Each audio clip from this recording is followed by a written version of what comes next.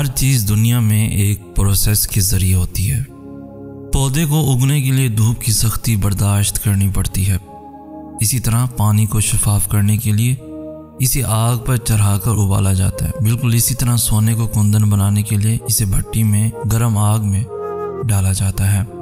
یہ آزمائشیں، مشکلات تمہیں آج بہت اذیت دے رہی ہیں، جان لو کہ تمہاری نشو و نما کے لیے اتنی ہی ضروری ہے۔ تمہیں ایک بہتر انسان بنانے کے لیے اللہ تعالیٰ مشکلات سے گزارتا ہے تاکہ تم ایک بہترین اور مضبوط انسان بن کے نکلو۔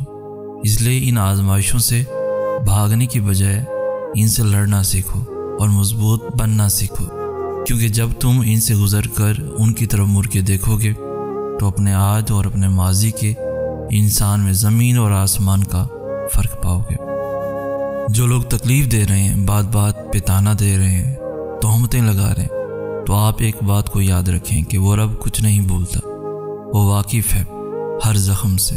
لوگوں کے رویوں کو اس کے سپرد کر دیں، آپ کا اجر بہت قریب ہے۔ آپ کے صبر کے اس سفر میں آپ کا رب آپ کے ساتھ ہے۔ آپ کو چاہیے آپ بالکل مایوس نہ ہوں۔ اگر اللہ کچھ محرومیوں کا ہماری ذات کا حصہ بناتا ہے تو بہت سی رحمتوں سے بھی ہمیں نوازتا ہے۔ اگر وہ کوئی داستان ادھوری چھوڑتا ہے تو بہت سے قصوں کو ان کے پرسکون اختتام تک بھی لاتا ہے۔ زندگی اسی کا نام ہے، کچھ مل گیا وہ کسی کو کھو دیا۔ جو صبر نہیں کرتے وہ ہمیشہ بے چینی میں مبتلا رہتے ہیں، اور جو صبر کر لیتے ہیں اللہ انہیں اپنی چاہت میں سکون دے دیتا ہے۔ تو پھر کیوں ظلم کر رہے ہو خود پر؟ اس کی چاہت کو اول رکھو گے تو وہ تمہارا ہر اختتام پرسکون بنا دے گا۔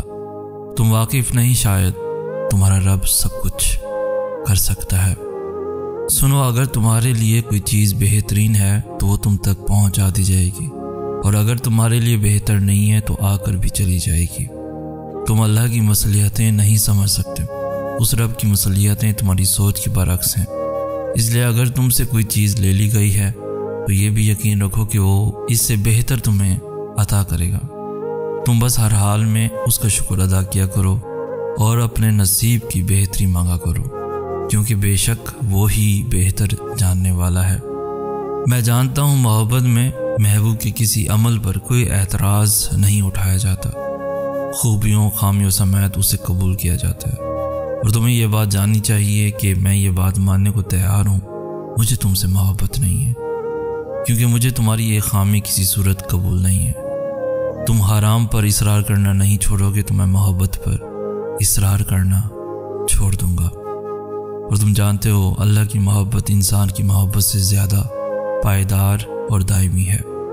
دو وجوہات: بہت زیادہ محبت کہ میں تمہیں اللہ کے سامنے شرمندہ نہیں دیکھنا چاہتا، یا خام محبت کہ وہ خالص تمہارے وجود کے لیے نہیں بلکہ اس میں مذہب کی آمیزش ہے۔ میرے اس اصرار کی وجہ تم جو بھی سمجھو، لیکن میں اس پہلو سے نظر نہیں چرا سکتا۔ اللہ کا مکافات عمل کا انداز تمہاری سوچ سے بڑا مختلف ہوتا ہے۔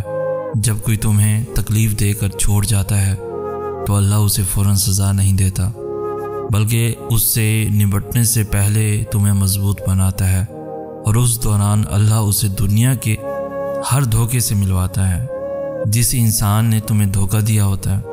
اور پھر ایک مقام ایسا آتا ہے جہاں پہنچ کر اس انسان کو احساس ہوتا ہے کہ تمہاری نیت کتنی پاکیزہ تھی، اور پھر یہ جان لینے کے بعد وہ واپس لوٹ آتا ہے۔ آخر میں اللہ سب کو تمہارے سامنے لا کر کھڑا کر دیتا ہے، لیکن تب تک تم آگے بڑھ چکے ہوتے ہو، اور اللہ نے تمہیں اس قدر مطمئن کر دیا ہوتا ہے کہ تم ان سب کو معاف تو کر دیتے ہو، لیکن پھر انہیں دوسرا موقع نہیں دیتے، کیونکہ اللہ نے تمہیں ہر اس شے میں سکون دے دیا ہوتا ہے جو اللہ نے اس جانے والے کے بدلے تمہیں دی تھی۔ اور یہی تمہاری سب سے بڑی جیت ہوتی ہے کہ اللہ تمہیں ان کے بغیر رہنا سکھا دیتا ہے جس کے بغیر تم زندگی کا تصور بھی نہیں کر سکتے۔ اور جب تکلیف تمہاری برداشت سے باہر ہونے لگے تو سجدے میں گر جایا کرو، اس رب سے دعا اور صبر طلب کیا کرو کہ جس کے ہاتھ میں تمہاری پوری تقدیر ہے وہی تمہارے حالات کو بدل دینے پر قادر ہے۔ حضرت امام علی علیہ السلام فرماتے ہیں، ہزاروں لوگوں میں اس ایک کو عزیز رکھو جو تمہاری غیر موجودگی میں بھی تمہاری عزت پر کوئی داغ نہ برداشت کرے۔ کچھ آہیں، کچھ سسکیاں، کچھ آنسو راز ہوتے ہیں آپ کے اور اللہ کے درمیان۔ انہیں لوگوں کے کندھوں پر بہا کر ضائع مت کر دینا، ان کا مقام بہت اونچا ہوتا ہے، یہ زمین پر بہنے سے قبل عرش والی کی نگاہ میں آتے ہیں۔ زندگی میں مشکل لمحات آتے ہیں، بہت بار لگتا ہے کہ اب زندہ رہنے کے لیے کوئی وجہ باقی نہیں رہی، بہت بار اپنے تمہیں چھوڑ دیتے ہیں، بہت بار تم خود اپنی زندگی سے نفرت کرنے لگتے ہو۔ سنو، زندگی اگر گراتی ہے تو پھر سے چلنا بھی سکھاتی ہے۔ اگر تم زندہ ہو تو تمہاری زندگی میں بہتری کی امید باقی ہے۔ سنو، تنہا اگر تمہیں زندگی لگے تو خدا کو تلاش کرنا، اور پھر تلاش کر کے دیکھنا اللہ تمہاری بیکار زندگی کو کیسے سنوار دیتا ہے۔ پہلی بات تو آپ کو یہ یاد رکھنی ہے کہ یقین کے بنا دعائیں ادھوری ہیں۔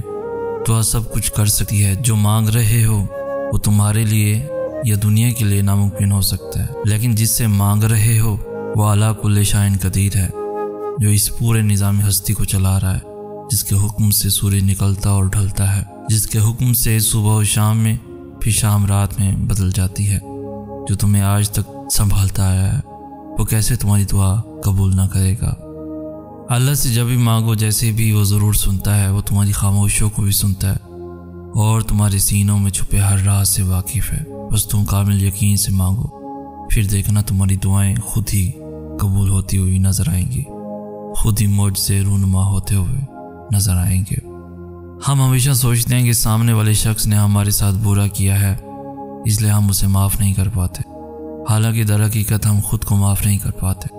ہم ہر چیز کی سزا خود کو دیتے ہیں، پھر زندگی مشکل لگنے لگتی ہے۔ کسی کو بھی نہیں، بس خود کو معاف کرنا سیکھو، خود کو سزا دینا بند کرو۔ جب تک خود کو معاف نہیں کرو گے تب تک غم سے آزاد نہیں ہو پاؤ گے، اس لیے خود پہ رحم کرو۔ اگر اللہ تمہیں آزما رہا ہے تو اس کی محبت پر شک مت کرو، کیونکہ اللہ تو دراصل جو تم مانگ رہے ہو اس کے لیے وہ تمہیں تیار کر رہا ہے۔ اے میرے پروردگار، مجھے ہر اس چیز کا اچھا بدلہ دے جس نے مجھے توڑ کر رکھ دیا، مجھے ہر اس مایوسی کا اچھا بدلہ دے جس نے میرے دل کو مار دیا، اور مجھے اپنے سوا کسی اور کا امیدوار نہ کر۔ اے اللہ، مجھے مستقبل میں خوشی دکھانا، اور اے اللہ میرے دل کو ایسی خوشی سے نواز دے جو مجھے ہر تھکاوٹ سے بے نیاز کر دے۔ آمین یا رب العالمین۔